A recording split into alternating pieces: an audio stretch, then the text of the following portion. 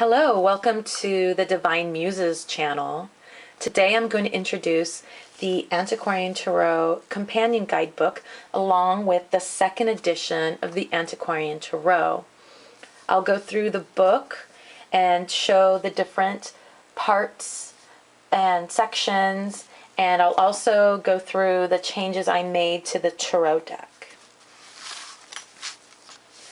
To start, the cover is this silk laminate, which is very soft. I don't know if that even translates, but the back of the book is the back of the cards. It matches the back of the cards, and the front is actually an image from a book from the early 1900s, and it's an embroidered book that is I just was very stunned by the embroidery, and wanted to use it for the book. So the size is,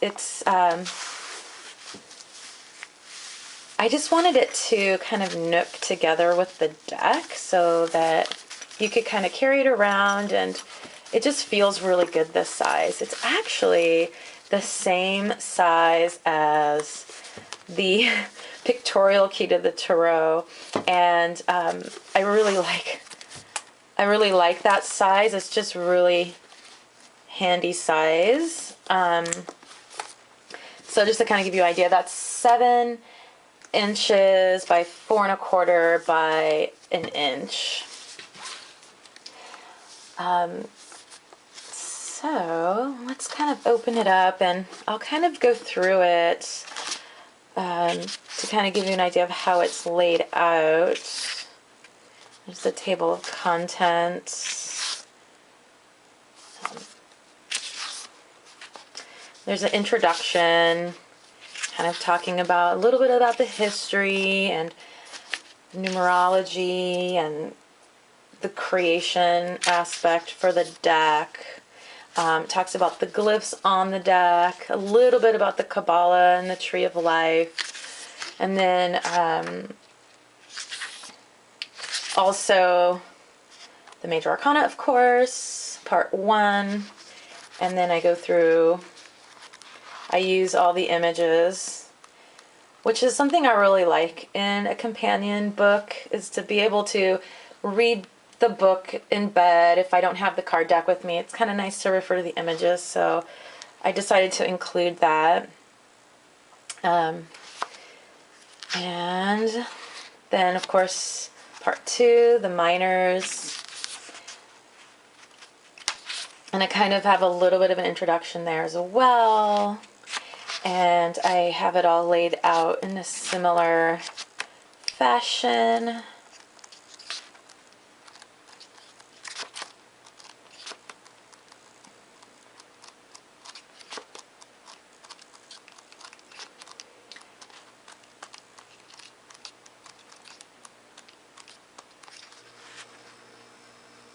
And then I have part 3 using the cards, which talks about ritual, and there's some tarot spreads, and I have the Antiquarian Tarot spread, and I've included the Celtic Cross by A.E. Waite, the significators.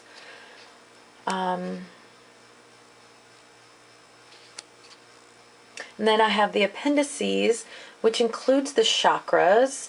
I talk about the chakras a little bit throughout the book, and so I decided to use or include just a little bit about the chakras so that people could go through my lists of correspondences. For those people who don't have a knowledge of the energies of the chakra, they can refer to the appendix to get kind of a better idea.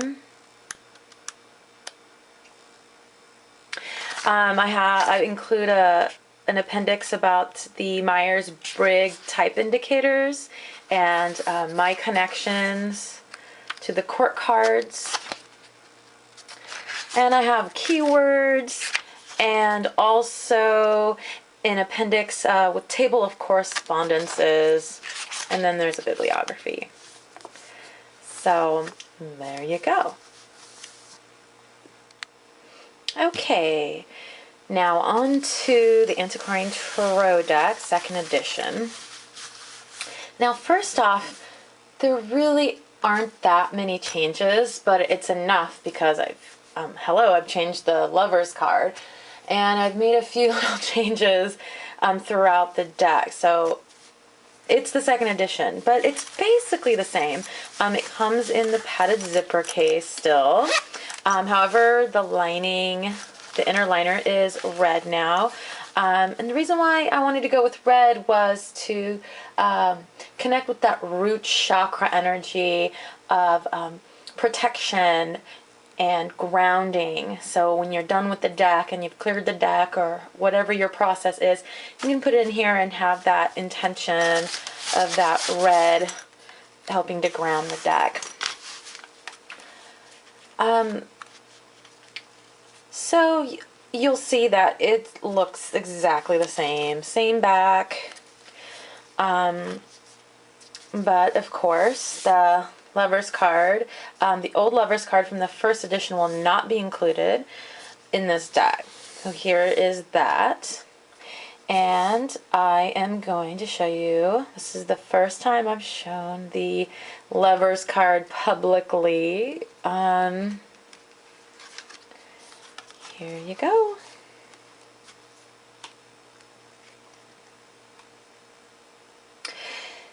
So I realize that some people might not like this card as much, but I do. To be honest, the Lover's card was, this first edition Lover's card was my least favorite in the deck, and as an artist, I just felt like I needed to change it. And I realized, I heard from some people when I told them I was making the changes that they liked the deck the way it is. But it's my deck, and I feel like when I pulled this card over the past couple years when I used it, the deck, I was just like, okay, you know. So I always wondered about another card. And so I found this image, and I just really love it.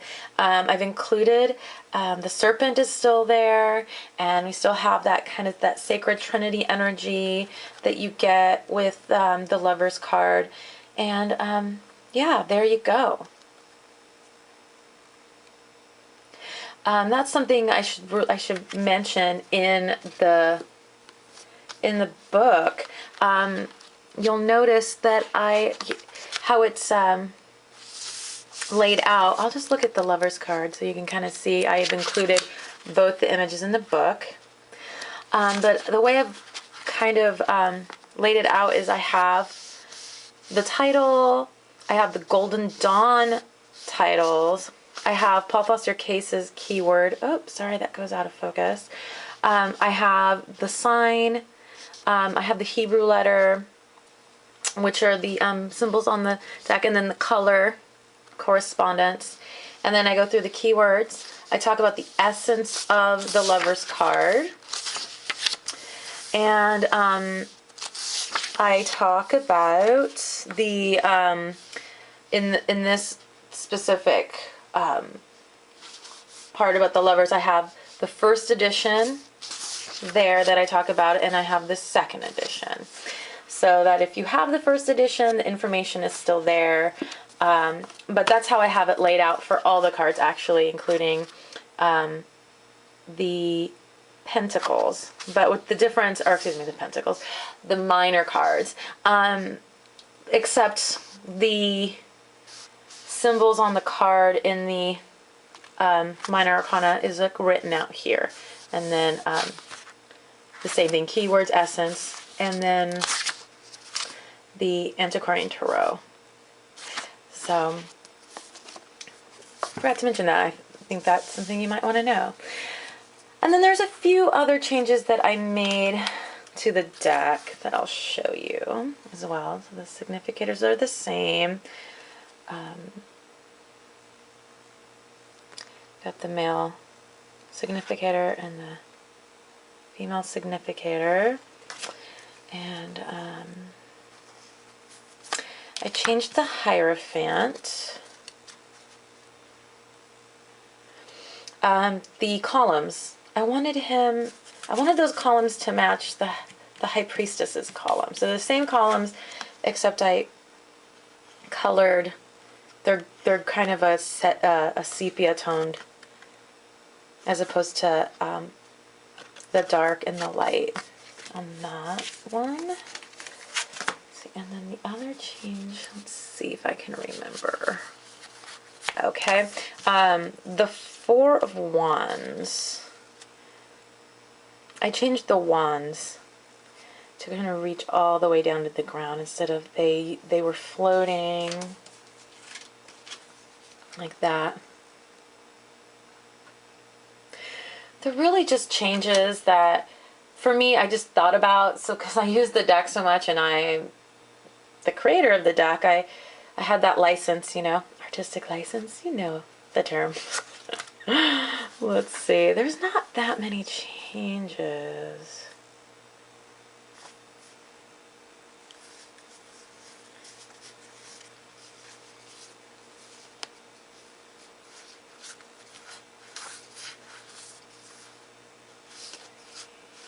Oh, I think I actually, yeah, I think I made his cup a little more sparklier. If that's a word, sparklier. Let's see. Other changes. Not many. Oh, right, and I also changed the pentacles, the pentagram in the first edition. They're not filled. They're not colored in, and that's something I noticed when I was using the deck. It's meant to feel like an abundant energy, and so for example,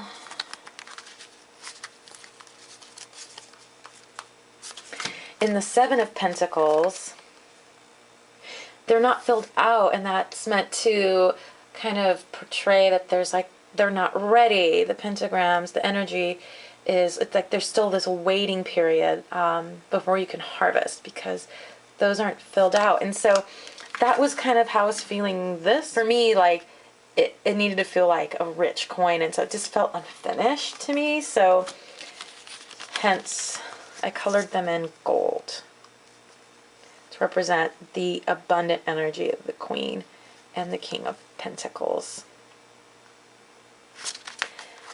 So I believe that's it. I can't think of any of the other changes. So really minor changes. I mean, minus the Lovers. I'm pretty happy with how this turned out. I did the typography in the book, and I designed it and put it all together myself. I actually studied typography this year so that I could assemble the book myself and